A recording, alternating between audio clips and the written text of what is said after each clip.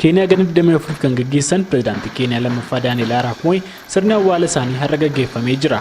Pirezidaantii Mooy torbee har'aa dhalatanii ganna 95tti hospitaala keessatti lubbuun isaanii du'aan kan dabarte yoo ta'u, sirna awwaala biyyaalessaa isaaniif har'a gaggeeffame kana irratti aangaa'onni mootummaa Keeniyaa biyyoota ollaa gaanfa Afrikaas irratti argamanii jiru.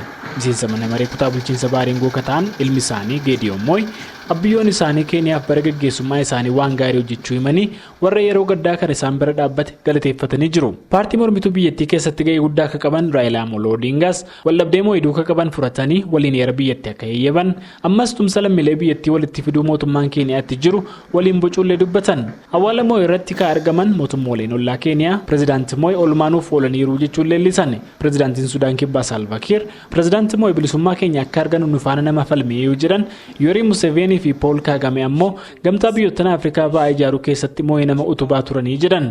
Mootummaa Itoophiyaa bakka bu'uun awwaala kanarra kan turan pirezidaantii Saahilawarq Zawudees bara Mooy Itoophiyaa fi Keeniyaan ollaa dansaa turanii jedhan. We will always remember the fundamental role that he has played in the formation of our regional organization IGAD back in 1986.